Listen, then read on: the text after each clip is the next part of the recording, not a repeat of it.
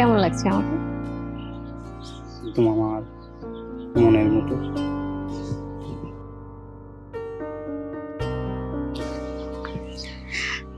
আচ্ছা শিমুল, হুম। তুই আমাকে কখনো ছেড়ে যাবি না তো? সারা জীবন তোর এই বুকে আমাকে রাখবি? কি বলিস পাগলি? এই গাছকে সাক্ষী রেখে বলছি, শিমুলের বুকে শুধু পারুলের স্থান।